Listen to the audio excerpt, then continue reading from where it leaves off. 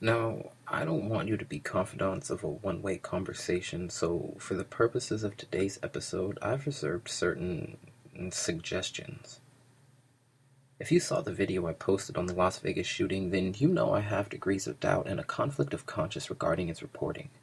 Time and again, it's this familiar pattern of suicide shooters and lone wolves, right? The problem with scenarios like Vegas, or whether they're deep state sponsored, entirely organic, or something in between, the subsequent narratives take advantage of a mentally malleable public. Most would agree that something should be done to mitigate such crimes, however, infighting causes us to stop just short of a solution. Within less than 24 hours, there were already fierce debates over Stephen Paddock's political leaning, but just as quickly, and perhaps just as disturbing, a strange lone wolf narrative was adopted. Here we have the Authority on Truth, Snopes, debunking multiple shooters in almost a day, though for no less than 3 days, officers in Vegas were actively conducting investigations into reports of at least one more suspect.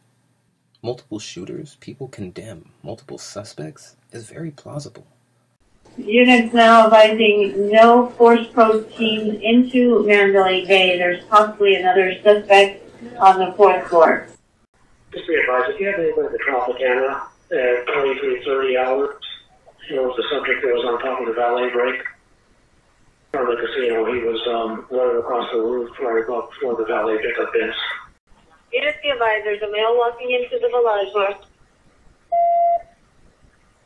Units be advised, that's the Bellagio employee entrance. There's a male walking in with a rifle. Bellagio employee entrance. This last one was reported after Paddock was already downed. Units be advised, now getting shots fired at Caesars and the Bellagio. The seemingly deliberate inconsistencies in reporting helps paint a picture of hostility against the intelligence of the public. It's as if the likelihood the mainstream mantras could be flawed is completely outside realms of possibility.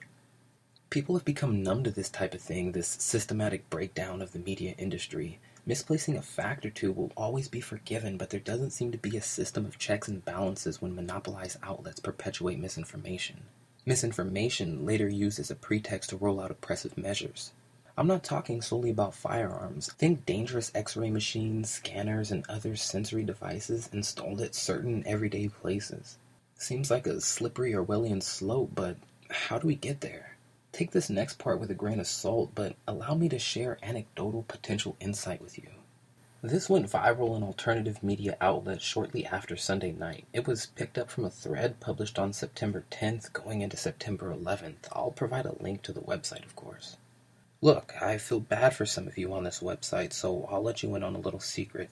If you live in Las Vegas or Henderson, stay inside tomorrow. Don't go anywhere where there are large groups of people.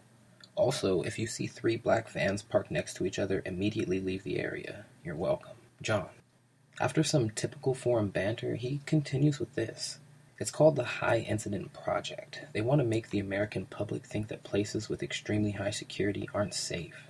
They're trying to create more regulations. You'll see laws proposed within the next few years to put up more metal detectors and other security devices.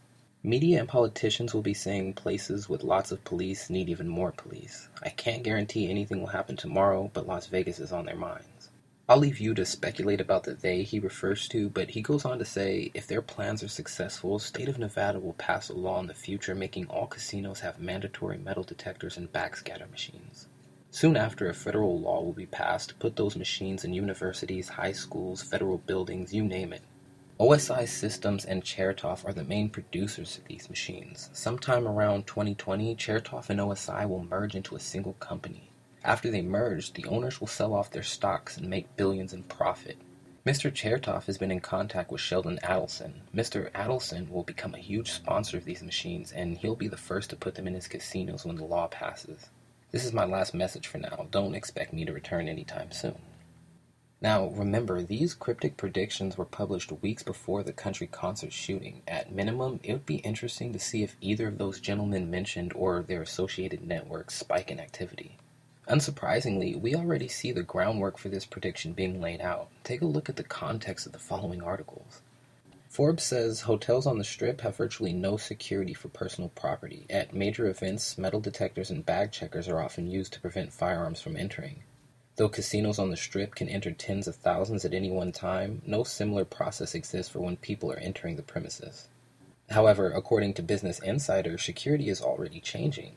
Las Vegas hotels are increasing security measures after the deadliest shooting in modern U.S. history was carried out from the Mandalay Bay Hotel and Casino. Mandalay Bay and other MGM resorts, including the Bellagio, Monte Carlo, and the MGM Grand, have increased security levels, according to a spokesperson from the company. The Wynn Resort in Las Vegas added new security measures after the shooting, scanning guests with metal detectors and putting bags through X-ray machines. Christopher Palmieri of Bloomberg elaborates. At entrances to the Wynn Resort in Las Vegas on Monday afternoon, guards scanned visitors with metal detector wands and inspected their bags, creating a 10-minute wait to get inside. The new security protocol, put in place after Sunday's mass shooting nearby, is likely to become the norm on the Strip and possibly beyond. Lastly, Fox reports that security experts say it's next to impossible without metal detectors or a massive change in typical U.S. hotel security standards to prevent someone from bringing in weapons or other contraband.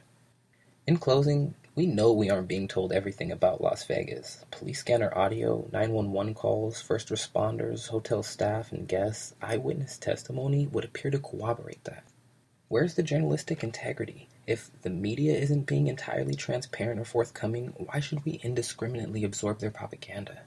This is why I truly value open-source citizen investigation over conglomerate outlets which demonize independent investigation reporting that provides alternatives to official narratives. As long as we're diligent in discerning the facts, we can be a catalyst for change and maintain momentum to reach more minds. Don't worry, this will probably be the last Vegas-heavy episode I make. There are other events unfolding on the world stage. Stay watchful out there.